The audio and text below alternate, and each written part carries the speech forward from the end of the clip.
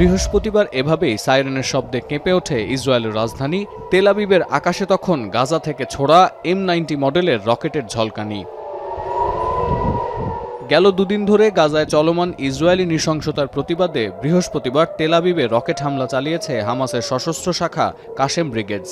Israeli প্রতিরক্ষা বিভাগ বলছে ওই রকেট ব্যারেজের 3টি রকেট তেল আবিবের আকাশসীমা পর্যন্ত পৌঁছায়, যার মধ্যে একটি প্রতিহত করেছে দেশটির আকাশ প্রতিরক্ষা ব্যবস্থা। বাকি দুটি জনশূন্য স্থানে আঘাত হানায় কোনো ক্ষয়ক্ষতি হয়নি। টাইমস অফ ইসরায়েলের তথ্য বলছে, সাইরেনের শব্দে বিভ্রান্ত হয়ে নিরাপদ শেল্টারে সরে যাওয়ার সময় তেল আবিব ও জেরুজালেমে অন্তত 13 জন আহত হয়েছেন। তবে হামাসের এই হামলার জেরে দ্বিতীয় দফায় বিঘ্নিত হয়েছে তেল আবিবের বিমান পরিষেবা।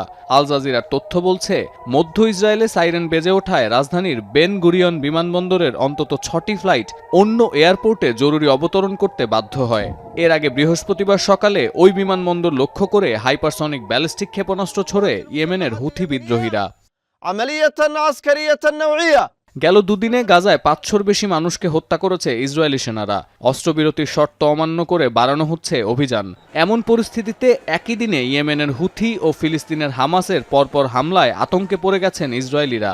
জিম্মিদের ফিরিয়ে আনতে ব্যর্থ হওয়ায় নেতানিয়াহু প্রশাসনের প্রতি ক্ষোভের পাশাপাশি অভিযোগের তালিকায় যোগ হয়েছে জাতীয় নিরাপত্তার প্রশ্ন।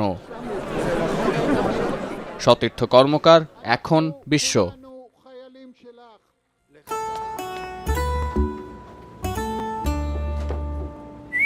এই ঈদে জুয়েলারি ক্লোদিংয়ে বিকাশ পেমেন্টে ডিসকাউন্ট।